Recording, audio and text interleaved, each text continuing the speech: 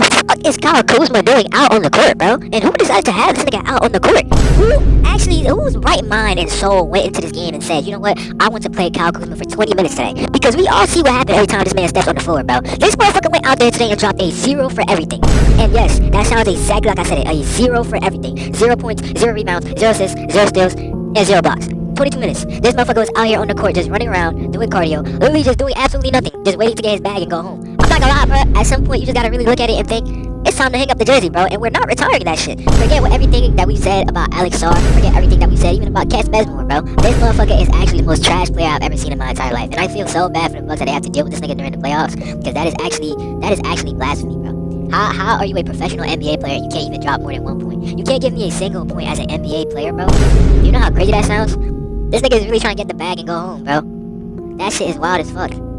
Tony Snell, all I gotta say, bro, you can finally rest. You can finally be happy, because we not gonna look at you for that shit no more. This will forever be the new Tom Foolery. This nigga right here, this nigga is fucking ass. The most assest basketball player of all time. How was your playoff debut a 0 for everything, bro? I'm disappointed. Like, even for you, you were already trash, but that is just a new level, bro. I never thought I could sit here and actually watch someone become more ass than they already were, bro. Especially this nigga Kuzma, bro. Gotta understand sometimes you just don't feel like playing, but you've been doing this shit since you left the Lakers, bro. Like, at some point you just gotta understand when it's time to just stop playing basketball, bro.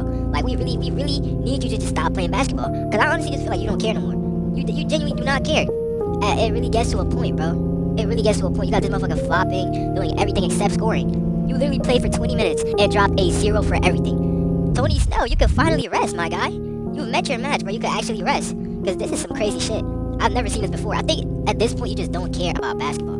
I think you don't go to the gym, you don't train, you don't work out, you don't do none of that shit. Because there is no way you just miss every fucking shot you put up.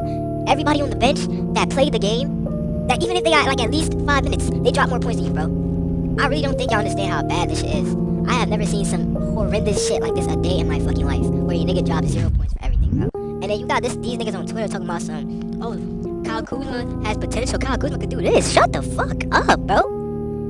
God damn. That is genuine embarrassment, bro. I feel so bad for the Bucks. Like, I'm sorry I have to deal with this horrendous ass player. Like, I've never seen some shit like this before, bro.